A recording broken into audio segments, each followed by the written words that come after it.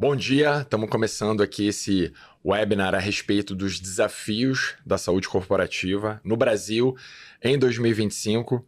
Estou com meu grande amigo Dr. Thiago Liguori, obrigado aí pela participação, uma grande autoridade aí no mundo de saúde corporativa, e a gente vai bater um papo a respeito desse tema tão relevante que está deixando tantos RHs aí preocupados, incomodados, mas a gente veio aqui para trazer um guia prático e dinâmico para você implementar no seu dia a dia. Antes de passar aqui e começar uma pergunta para o Thiago, eu quero trazer dados relevantes que foram publicados recentemente aqui no Brasil a respeito de afastamentos por saúde mental, tá bom? A gente teve um aumento significativo nos últimos anos no Brasil, e esses afastamentos que eu vou compartilhar são aqueles afastamentos acima de 15 dias, onde foi envolvido o benefício do INSS. Então, em 2022, tivemos 201 mil casos de afastamentos por saúde mental. 2023, 283 mil casos. E no ano passado, 2024, mais de 472 mil casos. Um aumento de 68% de 23 para 24. Então, é um cenário bem preocupante e que, se a gente não fizer nada, esses afastamentos só por saúde mental vão ultrapassar a barreira de mais de 1 milhão de casos. E qual é o impacto disso no que tange o impacto financeiro, na verdade? Uma média de 3 meses foi o tempo de afastamento de cada caso, e isso provoca ali um impacto de R$ 1.900 por mês por caso afastado para o INSS. Então, se a gente fizer ali uma conta geral, no ano de 2024, houve um impacto de quase 3 bilhões de reais para os cofres públicos, para o nosso sistema. E isso fez com que o Ministério do Trabalho, em agosto de 2024, atualizasse a norma regulamentadora número 1, que é a que envolve ali a saúde no trabalho, no ambiente de trabalho, e adaptasse, atualizasse no que tange a saúde mental, bem-estar, os riscos psicossociais. Então, a partir do dia 25 de maio, estará valendo a atualização da norma regulamentadora número 1, no que tange aos riscos psicossociais. Então, depois dessa introdução, eu começo com uma pergunta para o Dr. Thiago.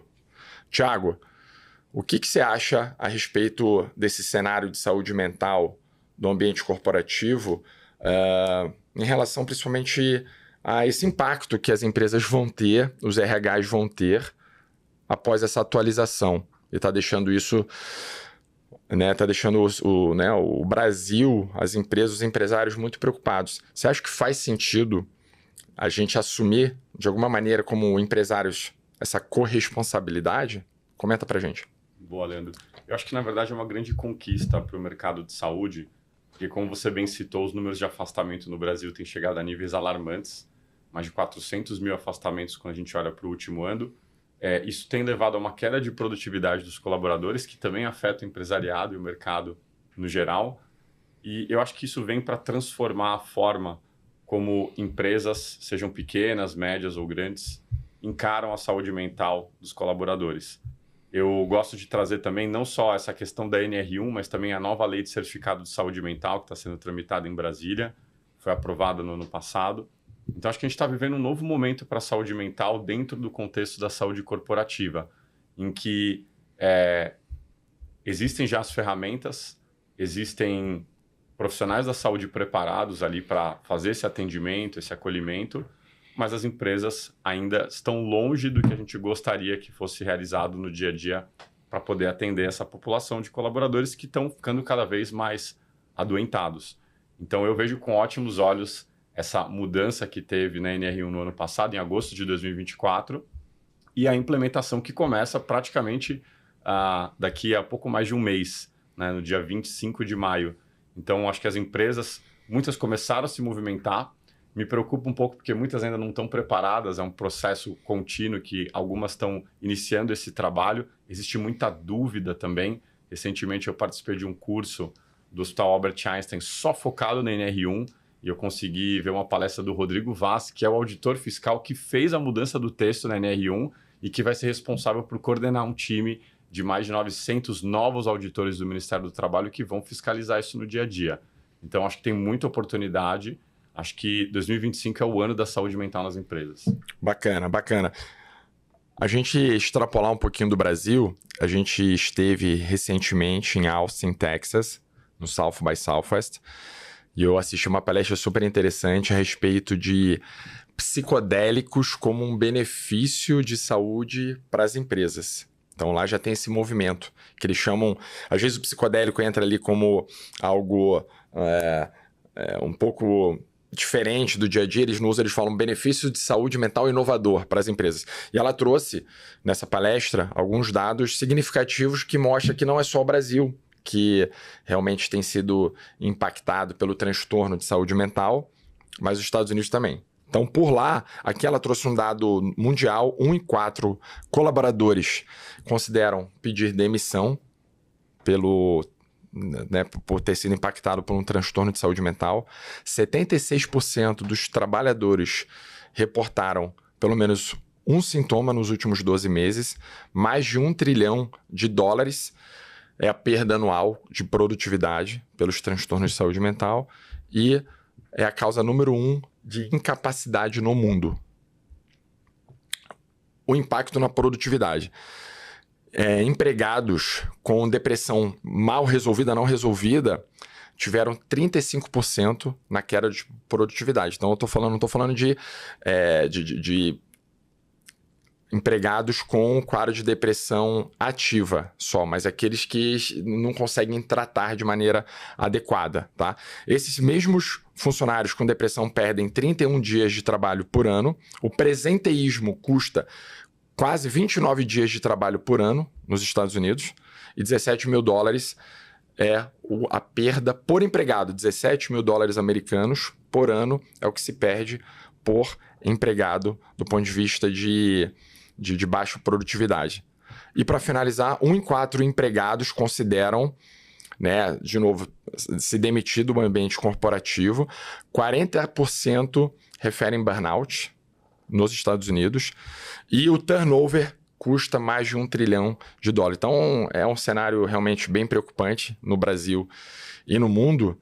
E acho que eu queria que você compartilhasse um pouquinho mais sobre essa experiência que você teve no Summit lá no Einstein recentemente e trouxesse aí alguns dados ou talvez um modus operandi dessa atualização da NR1 para que todo mundo entenda de uma maneira prática.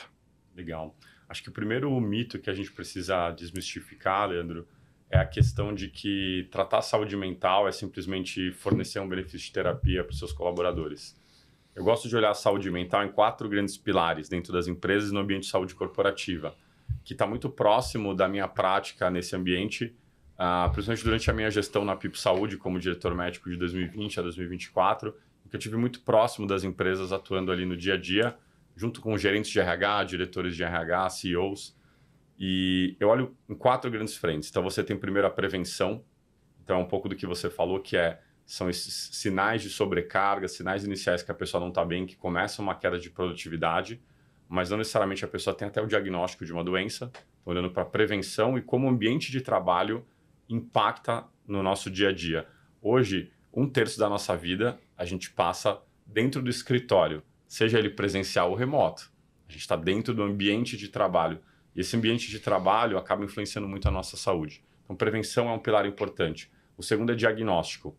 Então, à medida em que você tem uma população de colaboradores, qual o trabalho que o RH faz para entender quais pessoas estão adoecidas, não estão adoecidas, quais delas esse adoecimento tem relação direta com o trabalho, não tem relação direta com o trabalho. Um terceiro ponto que é tratamento, e aí sim a gente está falando agora de terapia, psicoterapia, apoio cognitivo-comportamental para essa população. E tem um último ponto que é monitoramento. Então, até relembrando um pouco do que a gente viu no South by Southwest, um dos temas que me chamou muita atenção foi como a IA pode ajudar na produtividade dos colaboradores e aliviar um pouco dessa sobrecarga. Então, uma provocação que eu ouvi muito nos corredores do SX foi: será que a IA não pode, de alguma forma, aliviar essa sobrecarga que os colaboradores têm passado? Lembrando, a gente está num momento de mercado que houveram muitos layoffs, demissões, e muitas pessoas hoje estão fazendo o trabalho de 2 ou 3 colegas que acabaram saindo da empresa. Então, acho que é importante a gente ter esse panorama geral. E aí, se você quiser, eu posso aprofundar também um pouco na NR1 no que a gente ouviu lá. Antes de você aprofundar, já pegando um gancho com esse novo mundo que a gente vive de alta performance, alta entrega, time enxuto e, né, até um mercado macroeconômico não tão favorável aí pro ecossistema em si, eu vou trazer aqui alguns fatores reais que podem acontecer no ambiente corporativo e que provocam um risco ali psicossocial. Então, você já falou um deles, que é a sobrecarga de trabalho, a falta de controle e autonomia, conflitos interpessoais, assédio moral, assédio sexual, condições precárias de trabalho, desequilíbrio entre vida pessoal e profissional, esse é um grande desafio, o famoso work-life balance, falta de reconhecimento, falta de valorização, um baixo suporte organizacional e social e uma exposição contínua ali, às vezes, a ambientes desgastantes, como, pegar um exemplo, um cliente que tem um relacionamento difícil com a empresa e, por exemplo, uma pessoa do call center, do suporte ao cliente que está frequentemente exposta a isso. É um ambiente já bem desafiador. Então, pessoal, esses aqui são alguns exemplos de como nós, empresários, dentro das empresas ali, no ambiente corporativo, precisamos ficar atentos, porque são situações possíveis de acontecer, né, que não estão no nosso controle e, obviamente, agora a gente precisa monitorizar e mitigar esse risco, porque, como o Thiago falou, os colaboradores passam muito tempo da sua vida no ambiente de trabalho.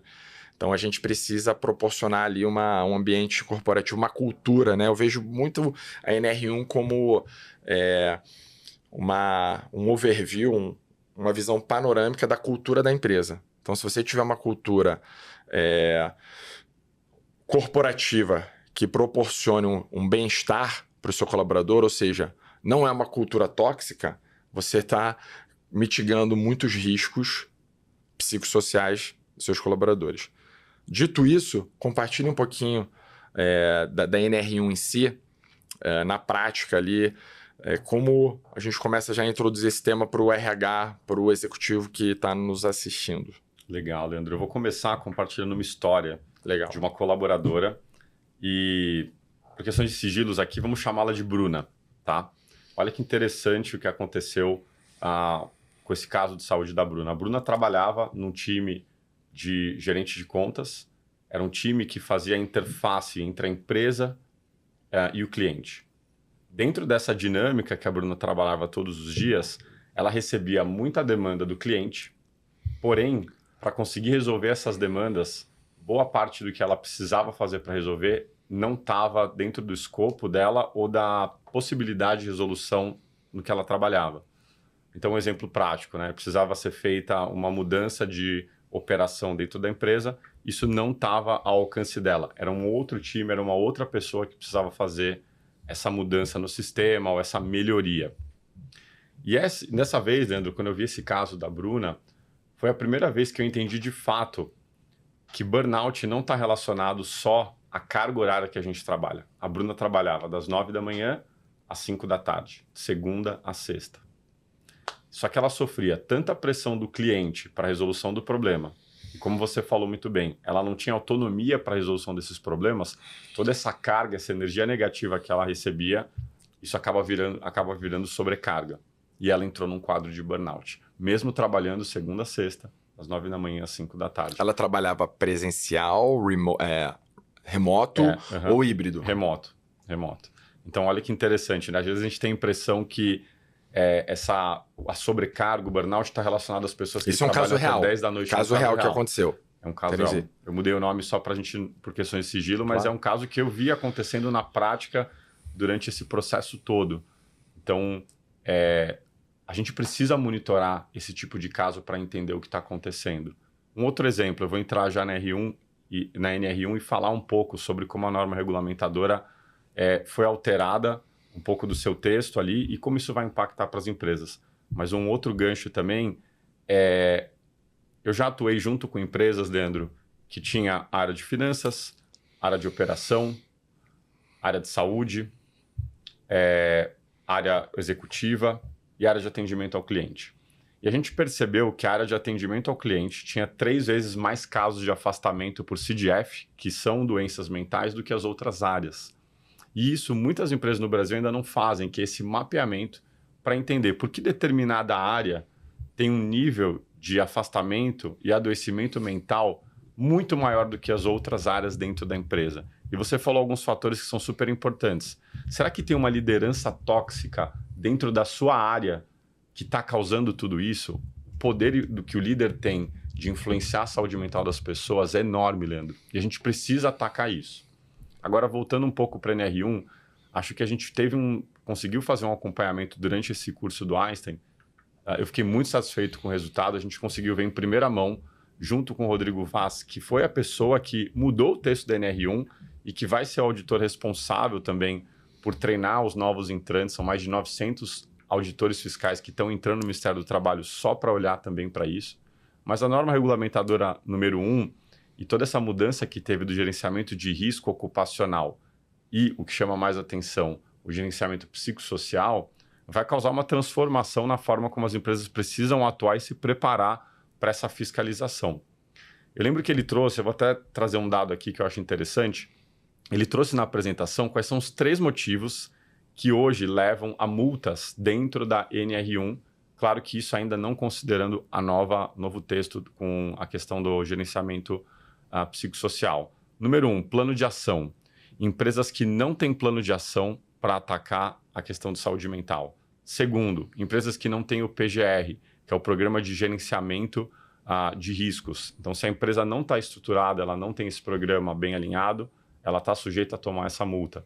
Terceiro ponto, inventário de riscos, né? Que é o que a gente falou muito ali da prevenção e diagnóstico. A empresa precisa olhar para dentro de casa, ser proativa, conversar com seus colaboradores para entender, dentro dos itens que você falou, sobrecarga, liderança, volume de trabalho, o que está pegando mais para essa população e em cada área, né? Ou seja, pessoal, não adianta só fazer uma palestra de transtornos de ansiedade que você não vai estar em conformidade com a NR1. Você precisa montar um plano completo que envolve a avaliação da sua população de forma proativa. Existem vários questionários para fazer isso, são mais de 100, então a empresa tem vários para escolher. Depois que ela entender no detalhe o que está acontecendo com a sua população, montar um plano de ação e executar.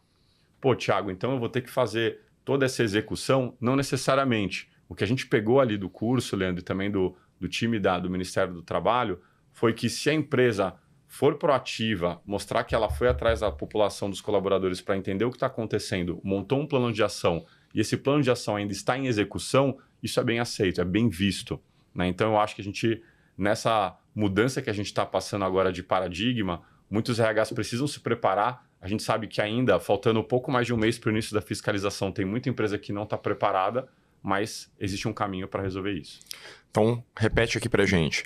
Atualmente, a NR1, que é a norma que regulamenta ali a saúde no ambiente de trabalho, já existe.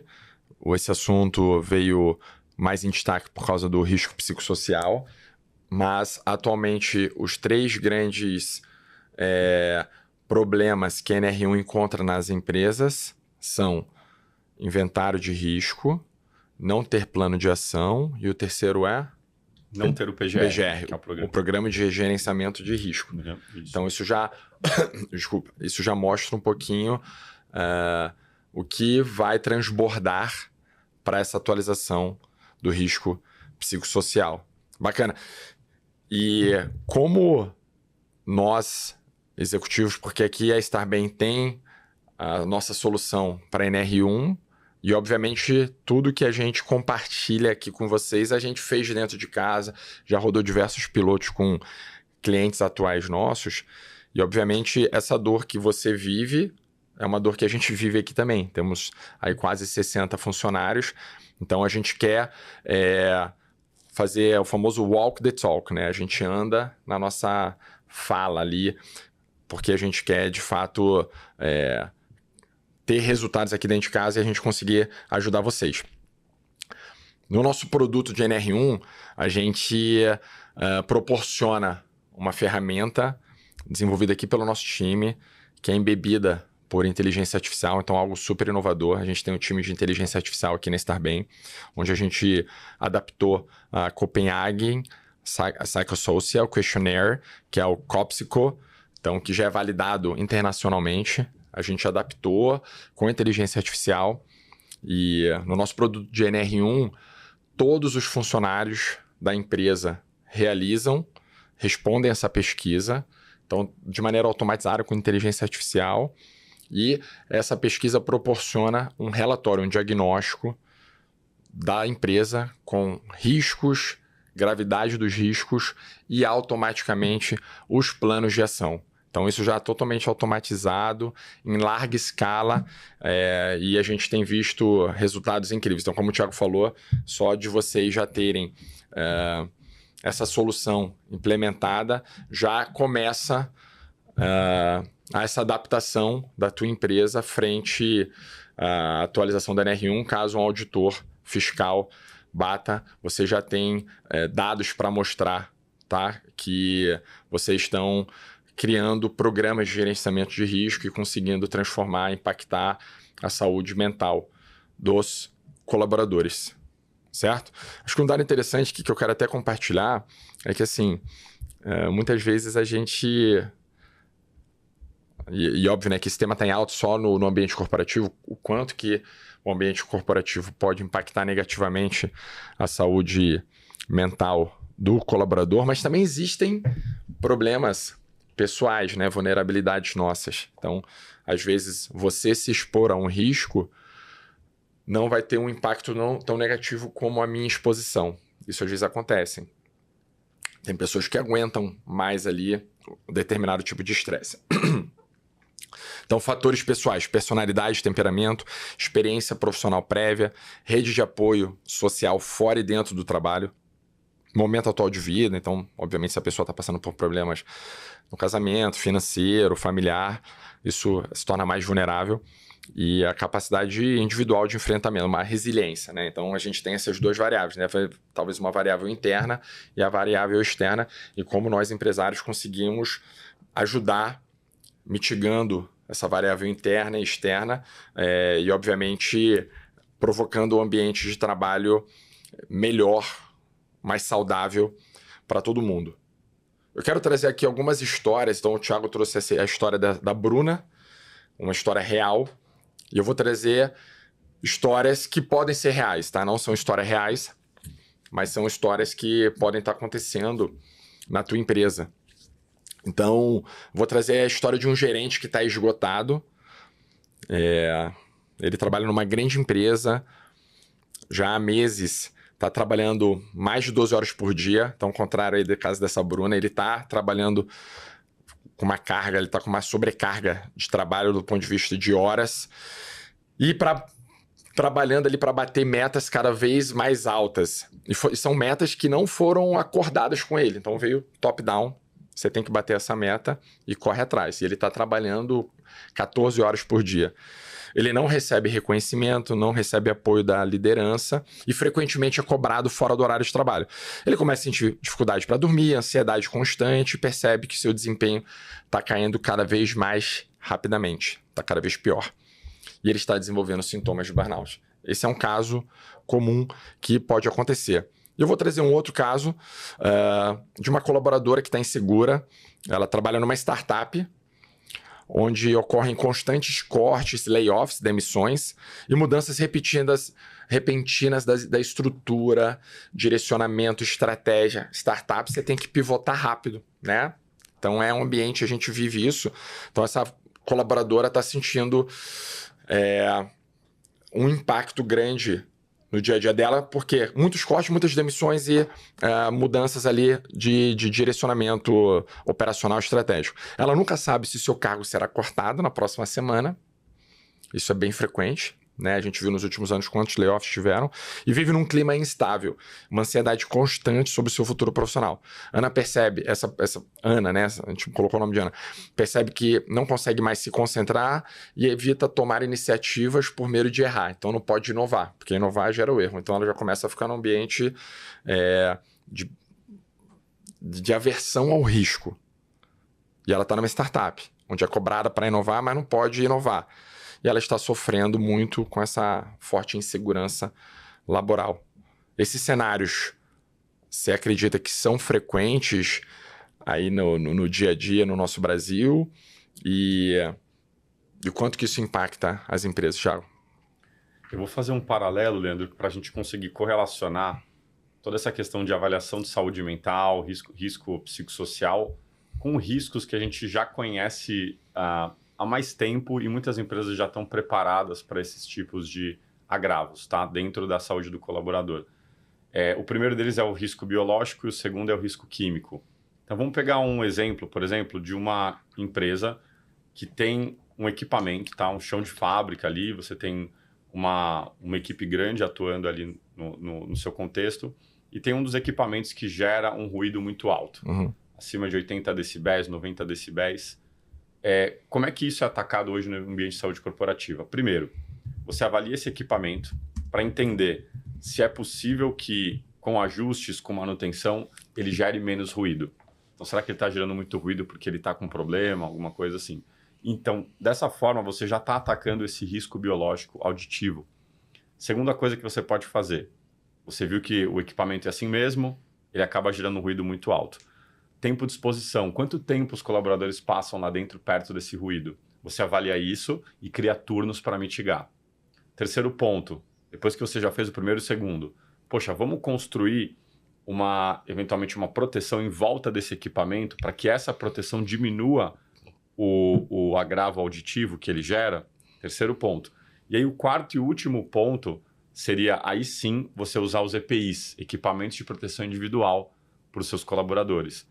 Então, olha como você tem vários passos para poder avaliar o risco, mitigar e, no final do dia, entender também se uma pessoa eventualmente evoluir com algum tipo de perda auditiva, mesmo fazendo acompanhamento com audiometria recorrente, se isso está relacionado ou não a esse agravo que existia ali do ruído. Transformando isso para a saúde mental, você trouxe 2 casos, eu vou colocar esses 2 colaboradores na mesma empresa para criar um cenário. Primeiro, uma empresa que está passando por esse cenário, ela precisa avaliar de forma detalhada e cuidadosa quais são todos os agravos da saúde mental que esses 2 colaboradores estão passando. Alguns, você foi falando, já ficaram muito claros para mim. O primeiro, sobrecarga de horário de trabalho. Então, um deles está trabalhando 12 horas. Pela CLT, um colaborador não pode trabalhar esse fluxo de trabalho contínuo, a não ser que ele tenha ali hora extra, mas mesmo com hora extra, já vira algo um pouco insalubre. Algumas áreas têm plantões e turnos de 12 horas. Eu, por exemplo, trabalhei muitos anos como médico com turnos de 12 horas, mas tem, de forma subsequente, o descanso, né, no dia seguinte. Então, primeiro, sobrecarga horária. Segundo, falta de autonomia. Então, essa pessoa, ela tem uma série de cobranças que estão sendo feitas e ela não tem autonomia muitas vezes porque, como você falou, veio top-down, uma diretriz ali de um CEO, de um executivo, e a pessoa não tem qualquer tipo de autonomia para tentar resolver os problemas. Exato. Não teve um alinhamento prévio sobre como resolver. Então, quando você olha uma empresa como essa e esses 2 colaboradores, o RH precisa fazer um trabalho inicial muito forte de diagnóstico para entender quais são os agravos que essas pessoas estão sujeitas. E isso vai fazer com que a gente crie uma relação de causalidade. Os médicos do INSS, quando eles vão avaliar um paciente que tem burnout, o que eles têm que tentar documentar é a causalidade. Então, se a pessoa teve um burnout, que é uma exaustão extrema relacionada ao trabalho, quais são os fatores, você foi pontuando vários deles, que podem levar uma pessoa à exaustão. Então, isso é muito importante. E muitas empresas, elas não estão olhando esse trabalho preventivo. Elas muitas vezes estão olhando esse colaborador, essa área dentro da empresa, só depois que começa a aparecer na planilha atestados e afastamentos por CDF, que são CIDs de doença mental. Então, a gente precisa fazer esse trabalho forte de conscientização, de entender o cenário desses 2 colaboradores que você trouxe, o que está acontecendo com eles e o que a empresa pode e deve fazer para mitigar esses riscos, né? Isso vai ser muito transformador, Leandro, porque a partir de maio é a primeira vez na história do Brasil em que você vai ter o Ministério do Trabalho auditando, fiscalizando e multando empresas que não fizeram uma avaliação correta desses 2 colaboradores, tanto em relação ao risco que eles estão expostos, aos agravos, diagnóstico do que eles estão passando. O colaborador número 1 que você falou provavelmente está com sinais iniciais de burnout, de exaustão, e como é que ele vai fornecer o tratamento para essa população. Então, muita coisa acontecendo agora a partir de maio, né? Muita coisa acontecendo e não é só a psicoterapia individual, que faz parte de uma das abordagens, mas envolve ali um plano de ação mais completo. Eu tenho 2 perguntinhas aqui, papo 1. Pergunta número 1. É para qualquer empresa a NR1? Então, eu tenho uma clínicazinha de estética com 5 contratantes no modelo CNPJ. Ela vai ter a mesma fiscalização de uma grande empresa com 10 mil colaboradores? Teoricamente, sim. Tá? Todas as empresas estão sujeitas à avaliação e fiscalização do Ministério do Trabalho. A partir do momento que você abrir um CNPJ, você tem colaboradores vinculados, você vai ter algum tipo de avaliação. Um exemplo que eu vi bastante do pessoal do Ministério do Trabalho, os auditores fiscais, eles trouxeram bastante o exemplo do E-Social. O E-Social é uma plataforma que acabou fazendo com que essa fiscalização virasse algo online, algo digital. Então, muitas vezes a empresa não recebe uma visita do auditor fiscal, mas ela tem que subir as informações dentro do E-Social, senão ela é autuada.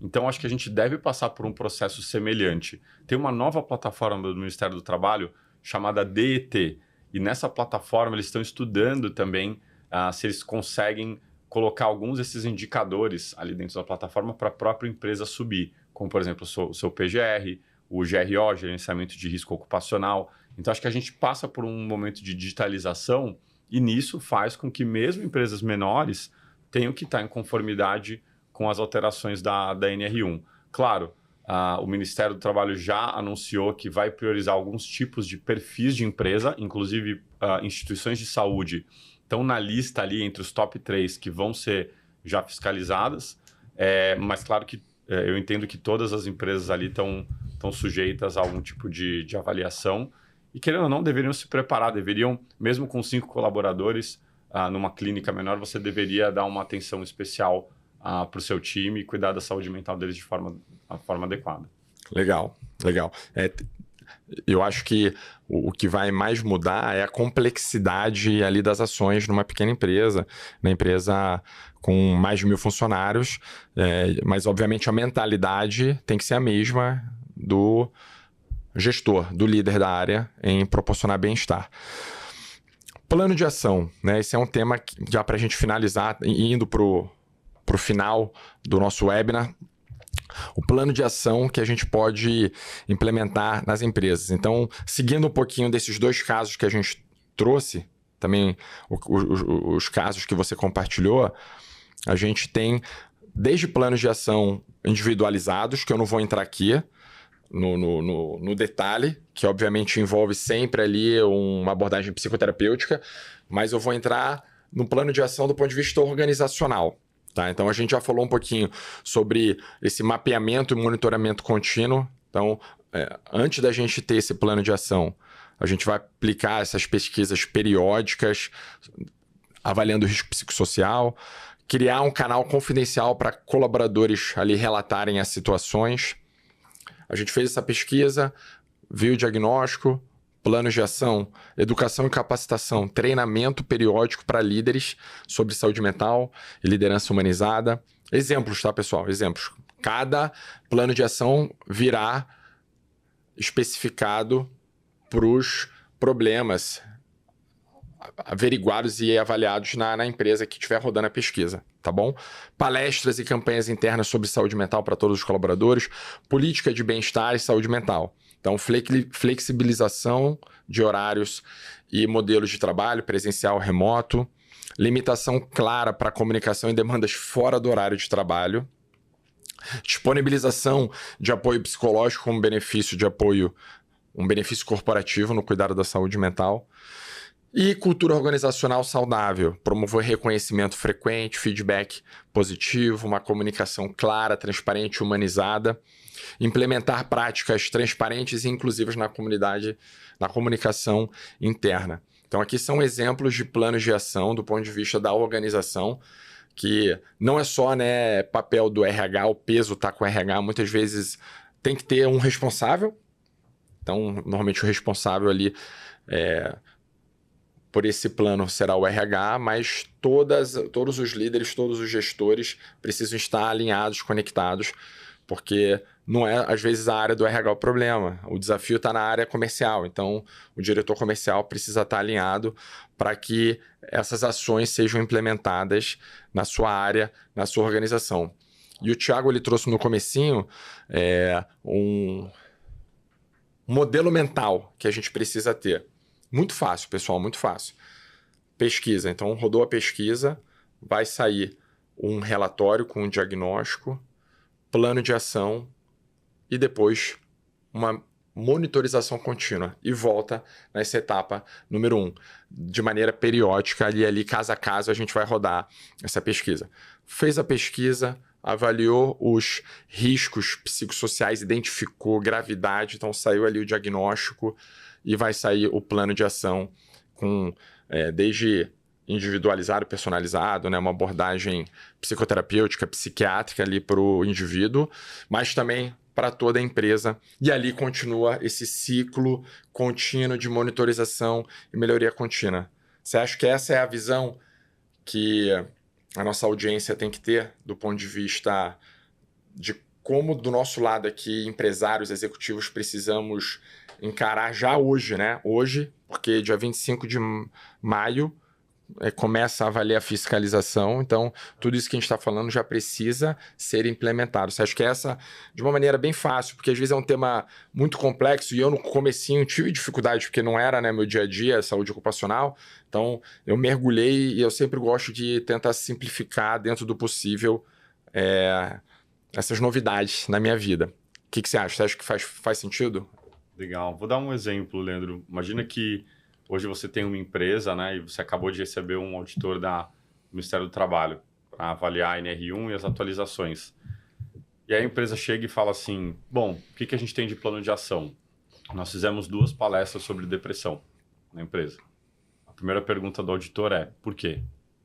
E é isso hoje, acho que a maior lacuna que existe hoje nos RHs é conectar os pontos. Se você está fazendo uma ação, é porque você fez um diagnóstico dentro da sua população. Então, qual foi esse diagnóstico? Por que você está tomando essa ação específica de saúde mental? Por que você escolheu a palestra como principal canal de comunicação para essa população? Então, a ideia é que a empresa consiga, de forma bem fácil e prática, fazer um mapeamento do que está acontecendo de forma proativa. Então, a mensagem que ficou mais clara do time do Ministério do Trabalho foi: levante da cadeira e vá conversar com os colaboradores. Mensagem principal, seja proativo. Converse com as pessoas, faça anotações, entenda o que está acontecendo. Depois, volte e monte um plano de ação para endereçar pontos que você identificou. Poxa, eu identifiquei que o meu time comercial está passando por um momento de sobrecarga de trabalho. Então, como é que você vai mitigar isso? Eu identifiquei que tem uma população minha do time financeiro que está passando por um momento de mais ansiedade. Eu estou percebendo que meus líderes não estão habilitados e capacitados para poder avaliar minimamente uma pessoa que está em adoecimento de saúde mental. Então, como é que você conecta essas 2 pontas? Essa é a base do plano de ação que uma empresa precisa ter hoje para estar em conformidade com o NR1.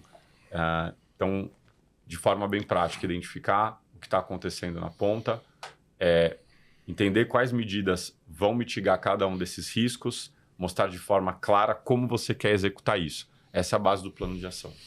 Você compartilhou aqui cenários que muitas vezes empresas vão tentar justificar para o auditor e não vai rolar. Um exemplo. Nossa, auditor, eu já proporciono um benefício de saúde mental XPTO, onde os funcionários têm um aplicativo, E é isso. Mas por que você está proporcionando essa solução de saúde mental? De fato eles usam? Não usam porque eles têm que pagar ali do bolso deles. E cadê o gerenciamento dessa usabilidade, do impacto positivo que uma solução dá? Então, isso, né, como simplesmente colocar a Estar Bem e levantar a mão, falar assim, eu tenho a Estar Bem, o aplicativo para o funcionário agendar as terapias. Tem que ser mais do que isso. Dou palestra, dei uma palestra, mas por que deu? Então, eu vou trazer para o nosso dia a dia, mas é uma mentalidade que você tem que ter. A gente tem a mentalidade de startupeiro. E é o quê? Primeiro, tá perto do nosso cliente. Então, você tem que estar perto do seu colaborador. Então, vai ter que ter essa conexão. Identificar um problema. Então, qual é o problema que está acontecendo? O problema está perto do cliente, essas duas frentes estão bem unidas. E ali, começar a implementar soluções para esses problemas. Então, é bem a mentalidade aqui da atualização da NR1. Vamos rodar uma pesquisa para identificar esse problema. Vamos estar perto do nosso colaborador, do nosso colega de trabalho, do funcionário. E vamos proporcionar planos de ação, soluções. Mas também vamos ver se isso está gerando impacto positivo. Qual a transformação que está provocando no seu colaborador, na sua empresa? E continuar esse ciclo de monitorização, de feedback contínuo e sempre avaliando dados, mas também avaliando a cultura da empresa, o clima organizacional. E tem a questão também, Leandro, porque muitos RHs podem ouvir a gente aqui e falar assim, Thiago, nesse mundo maravilhoso ali que você vai lá e endereça todos os problemas é muito fácil, mas tem problemas que eu não consigo resolver na prática. Por exemplo, eu tenho um time que está sobrecarregado. Quando eu falo com o CEO, ele não quer contratar mais pessoas porque não tem budget, não tem orçamento para novas vagas. Mas só o fato de você identificar que essas pessoas estão sobrecarregadas e tentar implementar algumas iniciativas para mitigar essa sobrecarga, isso já vai ser bem visto pelos auditores do Ministério do Trabalho. Levando em consideração que você avaliou um problema, que você conversou com as pessoas e que você tomou algumas iniciativas para mitigar isso. Então, eu acho que as RHs podem ficar, às vezes, com uma sensação de paralisia, do tipo, olha, mas eu não consigo fazer muita coisa porque eu não tenho budget. Mas só de você identificar esse risco e tentar mitigar de algumas formas, já é bem visto e você já vai estar na frente de muitas empresas no Brasil. Excelente. Para finalizar, quero reforçar aqui a importância de ter uma solução para a NR1 na tua empresa no que tange o risco psicossocial. Então, a Estar Bem está super preparada para atender as suas necessidades, as suas dores, os seus desafios.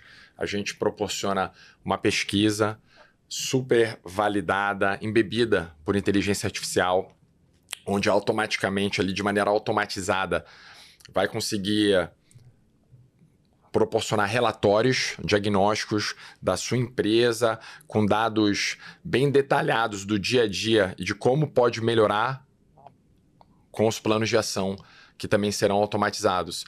E aí a gente vai trabalhar junto com as empresas, com os treinamentos, com as soluções para que a gente consiga impactar e manter esse ciclo contínuo no nosso ambiente corporativo.